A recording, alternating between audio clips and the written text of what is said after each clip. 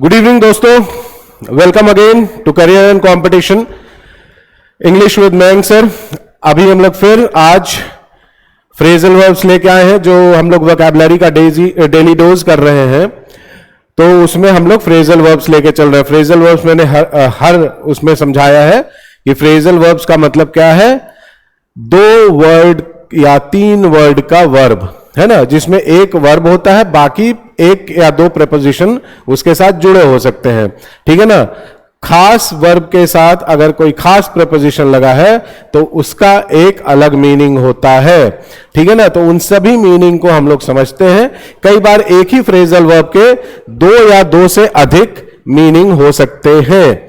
अभी तक पिछले अगर हम लोग देख चुके हैं, पिछले जितने भी वर्ड्स हमने किए हैं, जितने भी फ्रेजल वर्ब्स हमने किए हैं, उन सबको जब आप रिवाइज करेंगे पूरी लिस्ट आपको मिल जाएगी हमारे अगर आप जाइएगा हमारे YouTube चैनल पे तो ठीक है ना, सारे वीडियोस वाले लिस्ट में मिल जाएगा।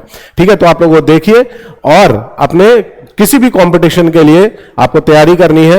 ये फ्रेजल वर्ब्स आपको पढ़ने ही पढ़ने हैं, इसलिए खासकर मैंने इस टॉपिक को चुना है ताकि जितने भी बच्चे कंपटीशन की तैयारी में लगे हुए हैं उनके लिए ये बहुत सुविधाजनक रहे और कभी भी जो है कोई दिक्कत ना हो। देखिए एक एक नंबर एक एक किसी भी कंपटीशन में बहुत मायने रखता है और मैं नहीं चाहता कोई भी बच्चा किसी एक नंबर की वजह से, और खासकर अगर उसका वोकैबुलरी वीक है तो उसकी वजह से वो पीछे रहे। तो बिना टाइम बर्बाद किए आइए हम लोग शुरू करते हैं फ्रेजल वर्ब्स विद गो। आज हम लोग जो उठा रहे हैं वो है गो। ओके, तो phrasal verbs with go, right. तो अब देखते हैं हम लोग गो के साथ आगे बढ़ेंगे, राइट। तो अब पहला फ्रेजल वर्ब जो है वो है हमारा गो आफ्टर। गो आफ्टर का मतलब होता है कुछ पाने की चाहत करना, यानी कि परस्यू। ठीक है ना। परस्यू का मतलब होता है कुछ पाना, कुछ पाने की चाहत करना, किसी चीज के पीछे भागना। ठीक है, तो परस्यू मतलब किसी चीज को पाने की चाहत करना। परस्यू एन ऑब्जेक्ट और अ गोल, ये कोई चीज भी हो सकती है, कोई गोल भी हो सकता है। जैसे आप सब किसी ना किसी कंपटीशन में सक्सेस पाने के लिए मेहनत कर रहे हैं, तो आप क्या चाहते हैं? सक्सेस को परस्यू कर रहे हैं, है ना। आप क्या बोलेंगे? I am pursuing success in SSC competition या सीडीएस और जो भी कंपटीशन है आपका। You are pursuing your goal, आप अपने गोल को परस्यू कर रहे हैं। इसी तरह लगे रहिए। Ishika went after her dreams and now she is an actress. ठीक है ना। तो इशिका गो आफ्टर का हमने वेंट आफ्टर किया है, क्योंकि पास्ट टेंस में भी जैसे वर्ब का पास्ट टेंस होता है वैसे इसका भी पास्ट टेंस, जैसे नॉर्मल वर्ब का गो का वेंट यूज करते हैं उसी तरह से गो का वेंट हमने यूज किया है, गो आफ्टर की जगह वेंट आफ्टर। ठीक है ना। तो इशिका अपने सपनों के पीछे भागी, अपने सपने को पाने की चाहत की और अब वो एक बड़ी एक्ट्रेस है। ठीक है ना। तो पहला ये हो गया। सेकंड हम लोग देखते हैं। Second, go along. Go along का मतलब है किसी कार्य को जारी रखना, किसी कार्य को प्रगति पर रखना। ठीक है ना। कंटिन्यू एन एक्टिविटी, किसी भी कार्य को चलते रहना, चलाते रहना। ठीक है ना। He added funny details to the story as he went along. तो वो भाई साहब कहानी सुना रहे थे और जैसे जैसे कहानी आगे बढ़ती गई, गो अलोंग का हमने क्या किया है? Went along. जैसे जैसे वो कहानी में आगे बढ़ता गया उसने कुछ फनी डिटेल्स उसमें जोड़ दिए, उसमें कुछ हंसी मजाक जोड़ता चला गया। ठीक है ना। Okay, go along with. अब यहां पे अलोंग और विद दोनों का यूज हुआ है। गो अलोंग विद, तो गो अलोंग विद का मतलब होता है सहमत होना, किसी चीज पे राजी होना, सहमत होना।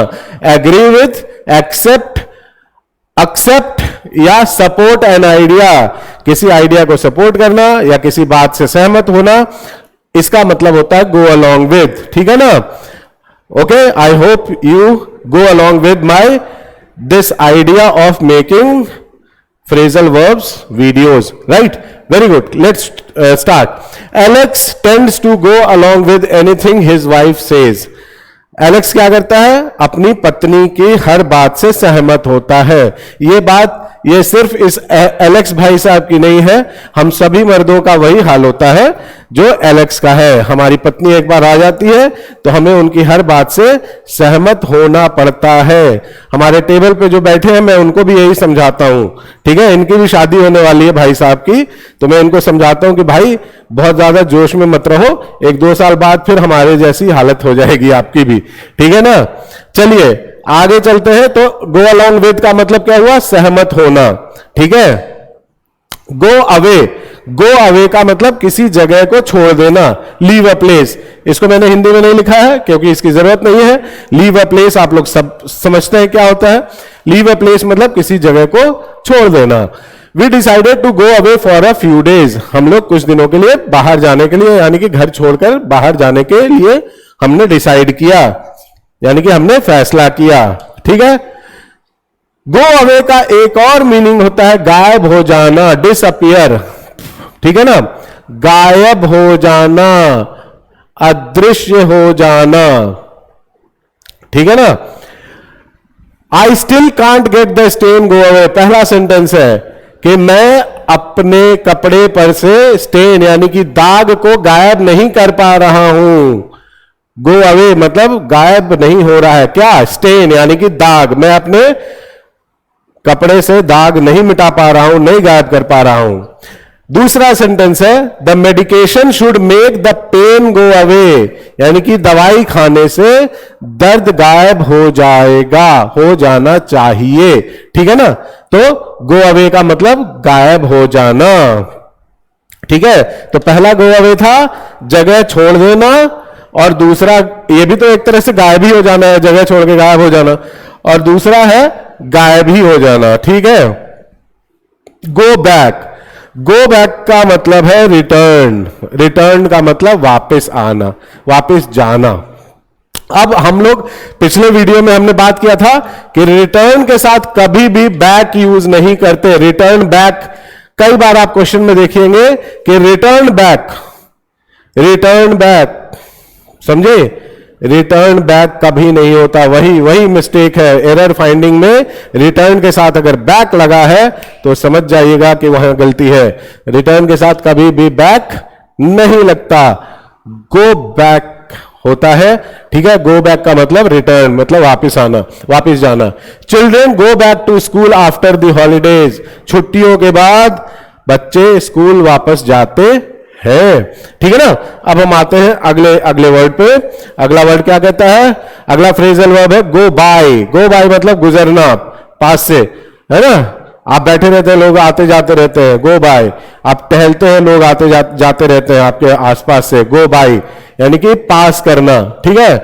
Put up your hand or the bus will go by without stopping. हम लोग बस स्टॉप पे जब खड़े रहते हैं तो हाथ नहीं दोगे ना, तो बस जो है इट विल गो बाय. ठीक है ना, वो गुजर जाएगी. Time goes by so quickly, समय भी हमेशा निरंतर, आप हाथ उठाओ या ना उठाओ, समय हमेशा गो बाय करता रहता है, यानी कि गुजरता रहता है. गो बाय मतलब गुजरना, गुजर जाना, चले जाना. ठीक है ना, बगल से आपको छोड़ के. ओके. नेक्स्ट है गो डाउन. ठीक है. गो डाउन का मतलब घटना या कम होना. घटना, कम, गो डाउन. प्राइस जाते ना, द प्राइस गोज डाउन. ठीक है. Price goes up, goes down. Okay. Decrease या रिड्यूस, कम होना या घट जाना. ठीक है ना.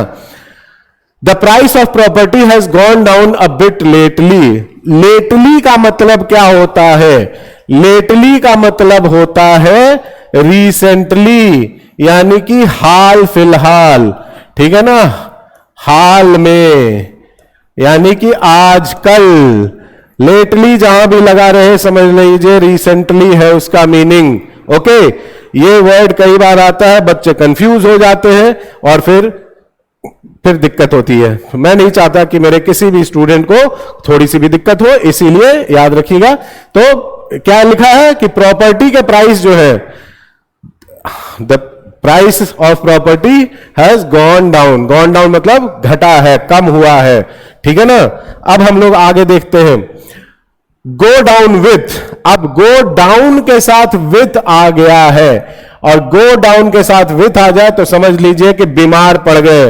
ये नहीं कि गो डाउन देखे और गो डाउन विथ नहीं किए, दोनों में अंतर नहीं किए, गो डाउन और गो डाउन विद में, तो बीमार पड़ जाइएगा, क्योंकि गो डाउन विद का मतलब बीमार पड़ जाना होता है, ध्यान रखेंगे।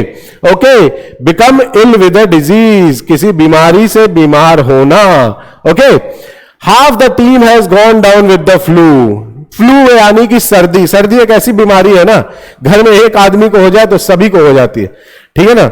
आप देखिए कि अभी जो कोविड आया था वो भी एक तरह का फ्लू है। कई तरह के फ्लू यहां पे इंडिया में या पूरी दुनिया में आते गए और उन्होंने कईयों को बीमार किया। कई बार ये फ्लू जानलेवा रहते हैं।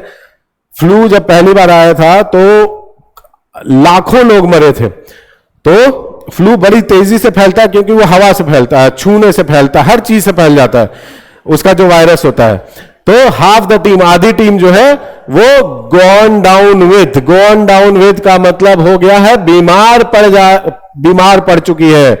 आधी से अधिक टीम बीमार पड़ चुकी है। किससे?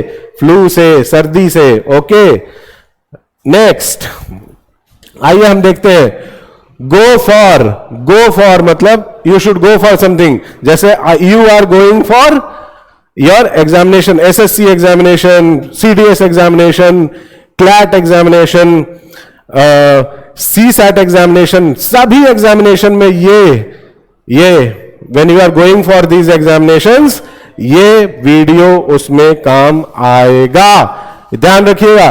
तो पाने का प्रयास करना, गो फॉर का मतलब है पाने का प्रयास करना, ट्राई टू अचीव समथिंग और अटेन समथिंग, कुछ पाने की चाहत करना, कुछ पाने का प्रयास करना। Okay, go for. Jack trained hard and decided to go for the gold medal. Jack ने बहुत ट्रेनिंग की, बहुत प्रैक्टिस की, ट्रेंड का मतलब प्रैक्टिस की, और गोल्ड के लिए, गोल्ड को पाने का प्रयास करने लगा। ओके, तो गो फॉर का मतलब है प्रयास करना। अब हम आगे आते हैं, गो इन मतलब भीतर जाना, किसी चीज, किसी कमरे में, किसी दुकान में, किसी होटल में। ओके, अंदर जाना, एंटर करना। Go in, there is a hotel. देखिए, there is a hotel, let's go in and book a room. ठीक है, चलो अंदर जाएं और रूम बुक करें। ठीक है, तो गो इन का मतलब अंदर जाना। उसी तरह से अगला है गो इनटू, और उसके साथ लगा होगा plus noun. Go into a room, go into a hotel, go into a shop, go into a market, कहीं भी, ठीक है ना। या इसका भी मतलब है एंटर। तो गो इन का मतलब भी एंटर और गो इनटू का भी मतलब एंटर। हालांकि इन और इनटू में जब ये प्रेपोजिशन के रूप में इस्तेमाल होते हैं, प्रेपोजिशन के रूप में प्रयोग होते हैं, तो इनका मीनिंग थोड़ा सा अलग होता है। इनटू में मूवमेंट रहता है, लेकिन जब गो के साथ हम इसको यूज कर रहे हैं और साथ में एक नाउन लगा रहे हैं, तो उसका भी मतलब भीतर जाना ही होता है। ठीक है, जिस तरह से गो इन का होता है उसी तरह से गो इनटू का होता है। तो यहां पे क्या बोला, गो into the bakery and see if they sell croissant. Croissant का मतलब क्या होता है, ये आप डिक्शनरी में देखेंगे। ठीक है ना, ये मीनिंग मैं नहीं बताऊंगा। आप बोलेंगे सर जी आपको पता नहीं है। अगर मुझे पता नहीं होता तो मैंने डिक्शनरी में देख लिया होता और यहाँ पे मीनिंग लिख दिया होता। लेकिन थोड़ा सा होमवर्क आपको भी करना चाहिए। इस शब्द का क्या उच्चारण है और इसका क्या मीनिंग है, ये आप जरूर देखें, डिक्शनरी में आपके काम आएगा। ठीक है, तो बेकरी में जाके देखिए कि वहां पे कुछ क्रोसा मिल रहे हैं कि नहीं मिल रहे हैं। ठीक है ना, तो गो इनटू, देखिए go into plus noun, go into plus noun, go into plus noun, भीतर जाना। ठीक है, अब हम आते हैं गो इनटू प्लस नाउन। एक और गो इनटू प्लस नाउन का एक और मीनिंग क्या है, ज्वाइन और एंटर अ प्रोफेशन, किसी नौकरी में भर्ती होना यानी कि किसी नौकरी पे लग जाना, इसमें भी गो इनटू रहेगा। और यहां प्लस नाउन की जगह पे क्या होगा, उस प्रोफेशन का, उस नौकरी का नाम आ जाएगा। गो इनटू में प्लस नाउन जो होगा वो नौकरी का नाम होगा, ठीक है ना।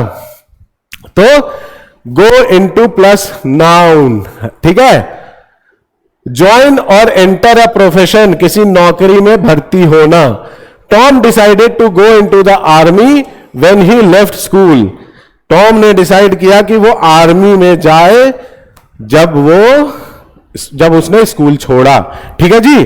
तो अब आप समझ गए होंगे कि go into a noun, go into a profession, go into a profession, go into a job, go into some kind of profession. Okay, आगे चलते हैं। गो इन फॉर, अब यहां पे इन और फॉर दोनों आ गया। Go in for, go in for, go in for. देखिए बच्चों, हमने आपके लिए जो ये वीडियोस बनाए हैं वो इसलिए बनाए हैं ताकि एक साथ आपको सब पढ़ने का बोझ नहीं आ जाए, ठीक है ना। आप डेली 15-20 मिनट मेरे वीडियोस रात को सोते समय भी देख लेंगे, या सुबह सुबह उठे आप फ्रेश होने के लिए जा रहे हैं, टॉयलेट में जा रहे हैं, हेडफोन लगा लिए, अपना टॉयलेट भी हुआ है, ब्रश कर रहे हैं, ब्रश करते हुए सुन लिया आपने, सुनने से भी वो याद होता चला जाएगा। कोई जरूरी नहीं है कि आप बार बार उसको देखिए, देखने से कुछ नहीं होता है। आप सुनते भी रहेंगे ना तो आपके दिमाग में, सबकॉन्शियस माइंड में बैठ जाएगा वो, ठीक है ना। तो मेरे वीडियोस आप देखिए और इनको याद रखिए, ठीक है। अपने एग्जामिनेशन में ये छोटी छोटी गलतियां नहीं होनी चाहिए, ठीक है। गो in for, go in for का मतलब है शौक पालना, ठीक है। शौक पालना, शौक पालना मतलब कुछ, जैसे हम लोग कई बार हॉबी पालते हैं ना, हॉबी, चेस खेलना हॉबी है, किसी का सिंगिंग हॉबी है, किसी का लिसनिंग टू म्यूजिक हॉबी है, किसी का डांसिंग हॉबी है, क्रिकेट खेलना कभी कभी शौक, संडे को शौक के लिए क्रिकेट खेलते हैं लोग, तो हॉबी पालना। तो किसी have something as a hobby, किसी हॉबी का पालना, कोई शौक पालना, इसको कहते हैं गो इन फॉर, ठीक है ना। Any really doesn't go in for sports, ये कहता है कि एनी कभी भी स्पोर्ट्स का शौक नहीं पाल सकती है, ठीक है, लेकिन मैं तो पाल सकता हूं। मैं तो हमेशा, I always go in for sports, I always go in for sports, ठीक है। यानी कि मैं हमेशा हमेशा शौक पाल सकता हूं, किसका, स्पोर्ट्स का। ये मेरी खासियत है। चलिए आगे, गो ऑफ, धमाके के साथ फटना। द बॉम्ब वेंट ऑफ, है ना, देखिए लिखा है, a bomb went of in a crowded restaurant. एक क्राउडेड रेस्टोरेंट में बॉम्ब फट गया धमाके के साथ। टू एक्सप्लोड, एक्सप्लोड का मतलब क्या होता है, धमाके के साथ फटना। देखिए हम लोग यहां क्या लिखे, रेस्टोरेंट, लेकिन पढ़ते कैसे हैं, रेस्टोरेंट। उसी तरह से अगर हम देखें यहां पे क्रोसॉन, रेस्टोरेंट, क्रोसॉन, आप आगे खुद ही इसको मैंने होमवर्क दिया है, आप इसको देखेंगे, ठीक है। दोनों वर्ड्स फ्रेंच है, फ्रेंच ओरिजिन के हैं, इसीलिए दोनों का एक तरह का प्रोनाउंसिएशन है। धमाके के साथ फटना, गो ऑफ, गो ऑफ धमाके के साथ फटना। आगे बढ़ते हैं, गो ऑफ का दूसरा, गो ऑफ का मतलब है ध्वनि करना किसी तरह का। अब जैसे घंटी भी बजती है या कोई आवाज करती है, कोई आवाज अचानक से कोई आवाज हुई तो उसको गो ऑफ बोलेंगे। सिलेंडर फट गया, घंटी, सुबह सुबह आप सोते हैं ना, जब सुबह सो रहे तो और घंटी बजती है तो क्या बोलते हैं, the alarm is going of. The alarm is going of मतलब घंटी बज रही है। तो गो ऑफ का मतलब है टू रिंग और make a loud noise, to ring और to make a loud noise, तेज आवाज, तेज ध्वनि करना, घंटी बजना या आवाज करना। The alarm clock was set to go off at 6 AM, go off at 6 AM यानी कि 6 बजे बजने के लिए सुबह के 6 बजे बजने के लिए अलार्म सेट किया गया था। ठीक है ना, आगे बढ़ते हैं। गो ऑफ के बाद अगला गो ऑफ आपने पहला देखा, एक्सप्लोड धमाका होना, दूसरा आवाज होना, और तीसरा काम करना बंद हो जाना, किसी कार्य का बंद होना, स्टॉप वर्किंग। गो ऑफ का मतलब है स्टॉप वर्किंग।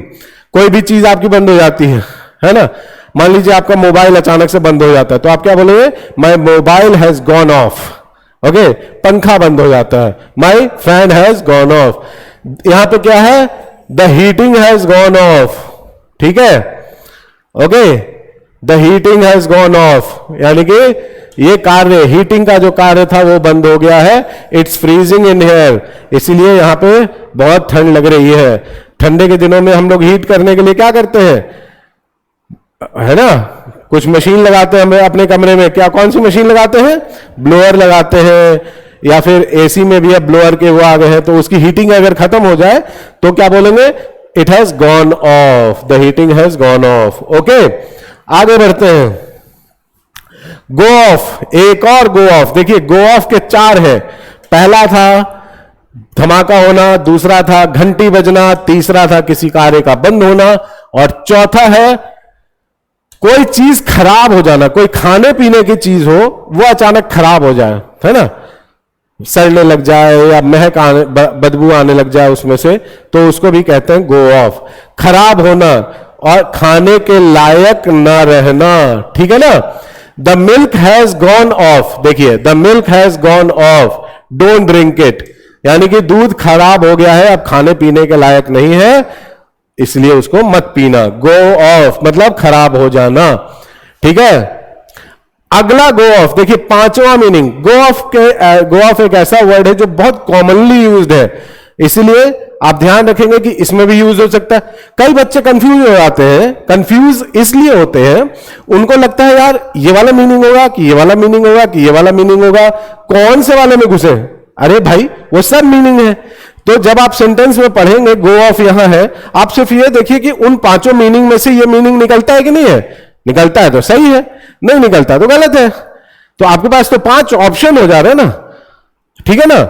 कम ऑप्शन होता है तो कम याद, मतलब ज्यादा वर्ड से याद करने पड़ते हैं। यहां एक ही वर्ड से ज्यादा मीनिंग है, तो आपके लिए ज्यादा फायदेमंद है।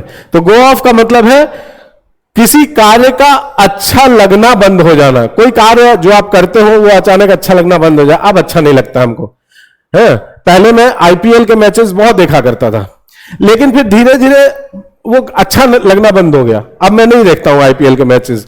ठीक है ना। तो कि आप भी कोई कार्य कर रहे हैं जो आपको अच्छा लगता है, वो अचानक से बंद हो जाए तो हम गो ऑफ बोलते हैं। ठीक है ना। My grand mother has gone of doing crosswords, crosswords बनाती थी मेरी दादी मां, अब उसको वो अच्छा नहीं लगता है, तो यहां पे गॉन ऑफ यूज किया गया है। गो ऑफ का पास्ट पार्टिसिपल, ठीक है ना, यानी कि परफेक्ट टेंस यूज किया गया, past present perfect tense, right. तो क्रॉसवर्ड्स आपको पता है, क्रॉसवर्ड्स क्या होते हैं? ऐसे ऐसे खाने बने रहते हैं, है ना, और यहां पे वर्ड्स लिखे होते हैं, यहां पे कुछ कुछ कहीं पे वर्ड्स लिखे होते हैं और आपको वर्ड्स बनाने होते हैं। इधर से ऐसे वर्ड बनाना होता है, इधर से ऐसे वर्ड बनाना होता है। कुछ यहां पे हिंट दिए रहते हैं, number 1, number 2, number 3, number 4, 5-6 hint दिए रहेंगे, साइडवेज, ऊपर से नीचे, नीचे से ऊपर, इस तरह से आपको वर्ड्स बनाने रहते हैं। वहां पे क्रॉसवर्ड्स उसको बोलते हैं। ठीक है, न्यूज़पेपर में हमेशा आता रहता है। गो ऑन, अब गो ऑफ के साथ 5 मीनिंग हमने देख लिए, अब आते हैं गो ऑन पे। गो ऑन का मतलब जिस तरह से गो ऑफ में क्या होता है, किसी कार्य का बंद हो जाना, यहां पे किसी कार्य का जारी रहना या प्रगति पर रहना, यानी कि कंटिन्यू। गो ऑन, ऑफ का जस्ट उल्टा है ऑन, तो गो ऑफ मतलब कोई काम बंद हो जाना, यहां पे जारी रहना। Sorry for interrupting, please go on. मान लीजिए आप किसी ऑफिस में या कहीं पे घुस गए अचानक से और लोग डिस्टर्ब हो गए, तो आप क्या बोलेंगे? Oh pardon me, sorry, please go on, please continue, please अपना काम करिए। ठीक है ना। तो गो ऑन का मतलब कार्य को जारी रखना। Go out, go out, leave one's home to attend a social event, यानी कि किसी सामाजिक आयोजन में हिस्सा लेने के लिए घर से निकलना। किसी सामाजिक आयोजन या किसी सामाजिक कार्य में हिस्सा लेने के लिए अपने घर से बाहर जाना, उसको कहते हैं go out. Okay, leave one's home to attend a social event. ठीक, many young people go out a lot. बहुत सारे यंग लड़के हैं जो सामाजिक आयोजनों में हिस्सा लेने के लिए बाहर जाते हैं। ठीक है ना? ओके, आगे चलते हैं। गो आउट, गो आउट का अगला मीनिंग है बुझ जाना, यानी कि जलना बंद हो जाना। कोई चीज जल रही हो और अचानक से वो बंद हो जाए तो उसको बोलते हैं go out. It has gone out, फूक गया भाई, है ना? मान लीजिए आपका कैंडल जल रहा है, लालटेन जल रहा है। हम लोग तो लालटेन में पढ़े हैं, अचानक तेल खत्म हो जाता था और लालटेन बुझ जाता था, तो हम क्या कहते थे? The lantern has gone out और the lamp has gone out. ठीक है ना? Stop burning, be extinguished. Extinguished का मतलब भी क्या होता है? बुझ जाना होता है। ठीक है ना? नाउ आते हम लोग यहां पे, ये एल छूट गया है। The lights went out before we got to the door. हम लोग दरवाजे तक पहुंचते उससे पहले ही लाइट बुझ गई, यानी कि बत्तियां बुझ गई। ठीक है जी? तो गो आउट का मतलब होता है बुझ जाना। ठीक, गो आउट का तीसरा मीनिंग होता है भेजना, बी सेंट, बाहर भेजना। जैसे आप चिट्ठी भेजते हो ना, है ना? तो आप क्या बोलते हो? The letter went out yesterday. Letter तो कल ही निकल चुका है, कल ही भेजा जा चुका है।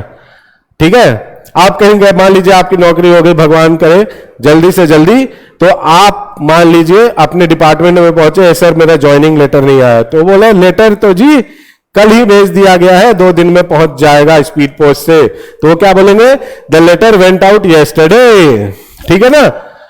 Okay, next go out with.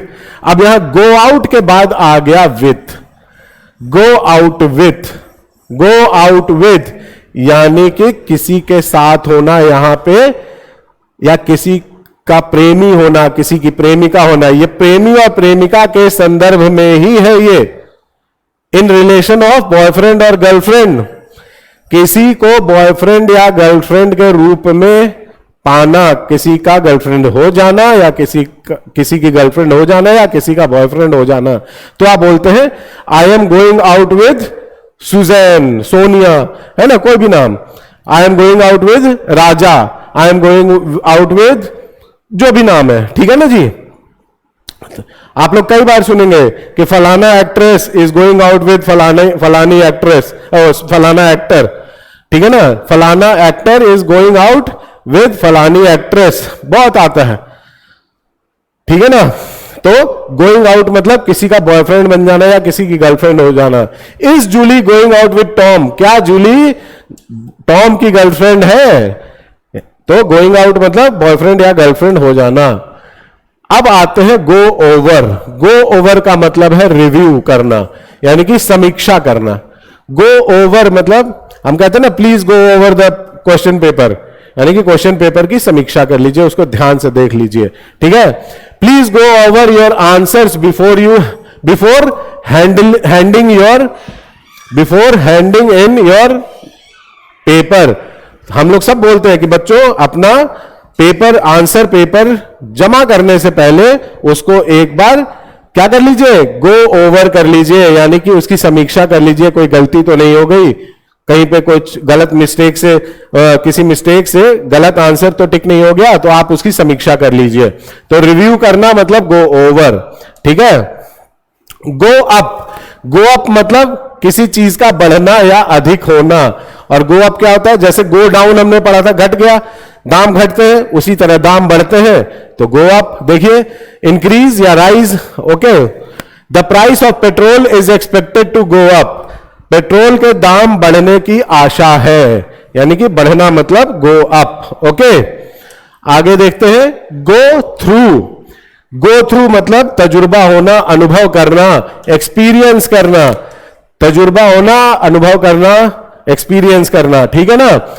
पीट went through a lot of pain after the accident. ठीक है? क्या लिखा है? वेंट थ्रू, गो थ्रू का past tense, went through a lot of pain, बहुत दर्द से गुजरा। किसी का भी एक्सीडेंट होता है तो उसको दर्द से गुजरना पड़ता है। कई बार जिंदगी में हम सबको किसी न किसी चीज से गुजरना पड़ता है, उसी को कहते हैं गो थ्रू। ठीक है ना? ओके, तो अगला देखते हैं गो थ्रू का नेक्स्ट। गो थ्रू का नेक्स्ट है एग्जामिन करना या स्टडी केयरफुली, जैसे हमने पीछे समीक्षा के लिए पढ़ा था। ठीक है ना? आप देखिए समीक्षा के लिए हमने क्या पढ़ा था? Go over. उसी तरह से गो थ्रू का भी एक मीनिंग होता है कि परीक्षा करना या ध्यान से देखना, एग्जामिन या स्टडी केयरफुली। ठीक है ना? ये भी हम बोल सकते हैं कि भाई go through your papers before you submit them. आप अपना पेपर सबमिट करने से पहले एक बार अच्छे से उसकी परीक्षा कर ले, उसकी समीक्षा कर ले। तो आप गो थ्रू भी कर सकते हैं और गो ओवर भी कर सकते हैं। You should go through the contract before signing it. कोई भी कागज पे साइन करने से पहले हमेशा कहा गया है कि आप अच्छे से उसकी परीक्षा कर ले, अच्छे से पढ़ ले, ध्यान से देख ले। गो थ्रू मतलब एग्जामिन करना, स्टडी करना केयरफुली। अब यहां पे गो थ्रू के साथ विथ आ गया, फिर से go through with, go through with, go through with लग गया। ठीक है ना? इसमें क्या है? किसी कार्य को लेकर आगे बढ़ना। ठीक है? किसी कार्य को रोकना हमने देख लिया। अब यहां पे किसी कार्य को लेकर आगे बढ़ना, वो है गो through with. Proceed with something, किसी कार्य को लेकर आगे बढ़ना, किसी चीज के साथ आगे बढ़ना। Bill and Amy finally went through with the divorce. ठीक है? बिल और एमी में झगड़ा चल रहा था, लास्ट में जितने भी उनको मिलाने के प्रयास से खत्म हो गया, तो फिर वो आगे बढ़े किस कार्य के साथ? डिवोर्स के कार्य के साथ, यानी कि तलाक के काम के साथ, तलाक में आगे बढ़ गए वो लोग, का तलाक हो गया लास्ट में। ठीक है? Go with together. ठीक है? गो विद टुगेदर यानी कि या तो गो विद लिखिए या गो टुगेदर लिखिए। गो विद लिखिए या गो टुगेदर लिखिए। गो विद भी लिख सकते हैं, गो टुगेदर भी। गो टुगेदर मतलब मिलान करना, मिलाना, एक अनुरूप करना, एक समान करना, एक जैसा कर देना। जैसे हम कहते हैं ना कि red shirt and white pant don't go together या don't go with. Don't go with का मतलब मैच नहीं करते हैं, डोंट मैच। देखिए गो विद का मतलब मैच करना, हार्मोनाइज करना, यानी कि एक अनुरूप करना या मिलान करना। That jacket doesn't go with the skirt. ठीक है ना? वो जैकेट स्कर्ट के साथ मिलता नहीं है, मैच नहीं करता है। तो मैच करना होता है गो विथ या गो टुगेदर। तो आप यहां पे गो टुगेदर भी यूज कर सकते हैं। ठीक है? आगे आते हैं गो विदाउट। विदाउट का मतलब बिना किसी चीज से के साथ आगे बढ़ना, किसी कार्य से बचना या दूर रहना। ठीक है ना? Go without. एब्सटेन फ्रॉम या स्किप, यानी कि किसी कार्य से बच के रहना या किसी कार्य से दूर रहना। ठीक है ना? तो देखिए क्या लिखा है? Tony had to go without, यहां विदाउट एक होना चाहिए। Tony had to go without lunch, lunch के बिना ही, यानी कि लंच से उसको दूर रहना पड़ा क्योंकि उसको कोई काम पूरा करना था। टू फिनिश द रिपोर्ट, अपना रिपोर्ट खत्म करना था, इसलिए उसको लंच से दूर रहना पड़ा। ठीक है ना? तो किसी कार्य से दूर रहना या उससे बचना, उसको हम गो विदाउट से लिखेंगे, गो विदाउट का वर्ब यूज करेंगे। तो हमने आज इतने सारे आपने देख लिया, गो विदाउट देख लिया, गो विद टुगेदर देख लिया, go through with, go through, go up, go over, go out with, go in, go sub, go down सब देख लिया, गो अवे सब देख लिया आज हमने। आप अब मैं वीडियो को बहुत ज्यादा लंबा नहीं करूंगा, आपको जहां भी इच्छा करता है आप उसको रिवाइज करिए, पॉज करिए जहां भी इच्छा करे, और कॉपी में नोट्स बनाए, इन वर्ड्स को लिखें, सो दैट अगर आपके पास टाइम है, नहीं तो आप सुबह सुबह उठ के भी या शाम को सोने से पहले, रात को किसी भी वक्त आप फ्री हैं, बस में ट्रैवल कर रहे हैं, कुछ भी कर रहे हैं, आप वीडियो लगा के कान में आंख बंद करके सुनते रहिए, आपको उसका वर्ड मीनिंग याद हो जाएगा, आपके सबकॉन्शियस माइंड में अंदर में वो बैठ जाएगा और आप कभी नहीं भूलिएगा। एग्जाम के टाइम में आपका सबकॉन्शियस माइंड आपका आंसर दे देगा। आप जम के तैयारी कीजिए, आगे बढ़िए और तरक्की कीजिए। जय हिंद, जय भारत, नमस्कार, थैंक यू वेरी मच।